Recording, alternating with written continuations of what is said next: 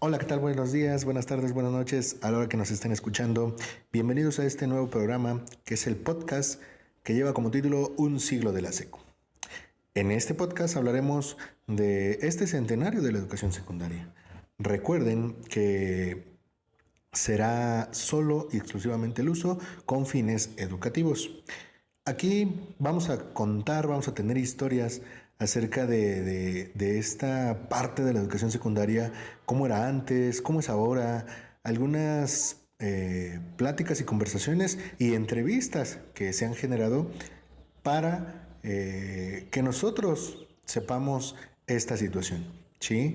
Quédense con nosotros, van a ser distintos capítulos, distintos episodios donde las entrevistas serán a diferentes personas de diferentes edades y que créanme, será de mucho gusto para ustedes. Mi nombre es Daniel y recuerden seguirnos en este podcast Un siglo de la secu. Entonces, sean bienvenidos, vamos a empezar con la primera historia. Hola, ¿qué tal? Soy el primer invitado, el cual llevaremos a cabo este podcast como este primer episodio, como story time, ¿no? Hablar de la secundaria. Fíjense, yo tengo 33 años y se han pasado muchas cosas, muchísimas cosas.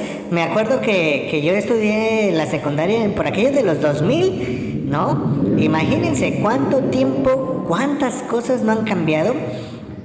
Me acuerdo que antes nos evaluaban por bimestres y ahora se evalúa por trimestres.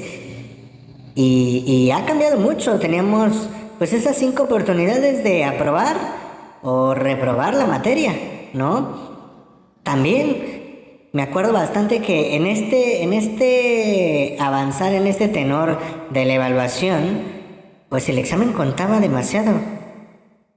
No así las actividades, cuadernos, proyectos. El examen tenía un gran peso, ¿no?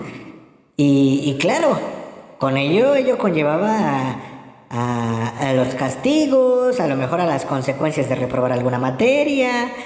Y hablando de los castigos, pues antes sí eran muy rudos. No solo maestros o prefectos u orientación, porque yo recuerdo a mis compañeros que te vas a ir a orientación y lloraban porque no fueran, ¿no? Esa parte de los modales, del respeto, la responsabilidad, yo creo que como alumnos la teníamos muy marcado por nuestros padres, por nuestras mamás.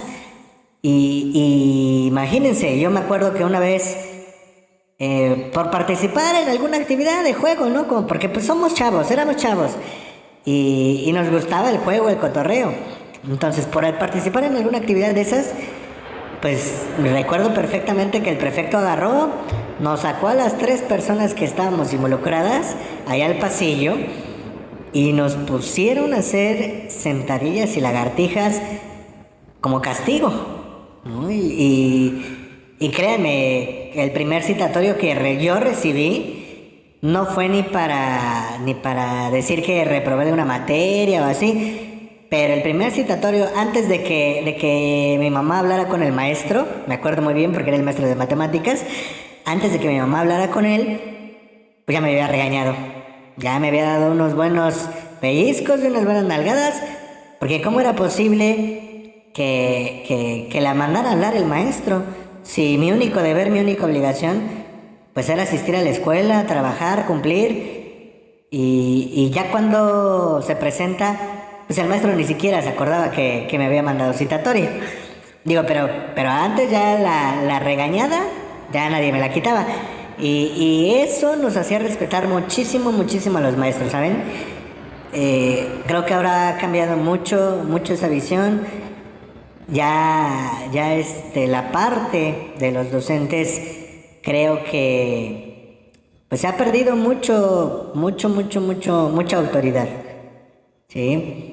Me acuerdo igual el uniforme que teníamos, que llevábamos, por lo menos en mi secundaria no llevábamos pants en ese entonces. Era el uniforme de educación física, era pantalón blanco para los hombres o falda blanca para las señoritas. Y abajo pues el short azul. eso era nuestro uniforme de educación física. El uniforme del diario, eso siempre se ha llevado. Verde, suéter verde, playera blanca de cuello. Y eso siempre ha sido normal, o lo tradicional.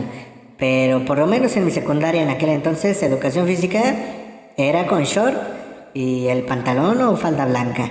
Y sí o sí lo tenías que mantener así, blanco. No podías ensuciarte porque eso implicaba, pues aparte de todo, de tu sanción, pues quería decir que no eras responsable con tus cosas, ¿no?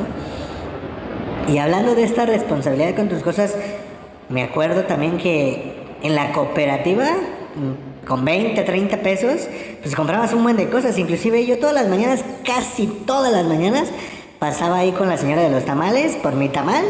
Bueno, mi tortita de tamal, la guajolota mejor conocida. Y en los puestecitos de afuera, los dulces, pues que los chicles, las lunetas, los M&M's, Carlos Quinto, toda esa parte de estos dulces, me compraba varios dulces. Y sí, la verdad, yo lo hacía porque no iba desayunado y muchas veces pues estar tantas horas sentado sí llega a cansar, ¿no? Y si no nos paramos en alguna clase, no nos levantamos tantito para mover el cuerpo, pues se relaja nuestro cuerpo y nos empieza a dar sueño, ¿no? Y más si no hacemos actividades. Digo, pero afortunadamente nada más, pues me era permitido todo eso. Hoy en día ya vemos que aquí en la cooperativa pues no se venden, bueno, en todas las cooperativas de todas las escuelas ya no está permitido vender papas o refrescos, boing, todas esas cosas que antes sí, ¿no? Y digo, eso es un poquito de lo que podemos nosotros hablar, de lo que puedo yo hablar y puedo contarles de mi paso por la secundaria. Llegaron a haber experiencias buenas, experiencias malas, los talleres, había cocina, artes plásticas, algunas secundarias todavía lo siguen manejando, otras no. Todo depende, yo creo que de la secundaria, de la zona en la que se encuentren, pero en definitiva, de los 2000 hasta acá, hasta la fecha, o inclusive compañeros que han pasado antes, pues la escuela ha sido muy diferente, fue muy diferente en aquellos entonces. Chicos, les agradezco la invitación. No, para nada.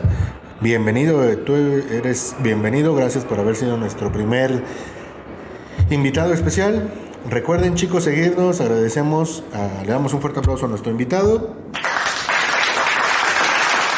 Vamos a estar transmitiendo siguientes episodios, siguientes historias y muy buenas, unas preguntas muy buenas que de la vida, de todo este paso por la secundaria, de algunas personas. Así es que síganos, recuerden usar el hashtag Un Siglo de la Secu o cada uno de nuestros creadores de contenido del podcast, pues tiene también su propio hashtag, ¿vale? Síganos, que estén muy bien y nos estamos viendo en el siguiente episodio.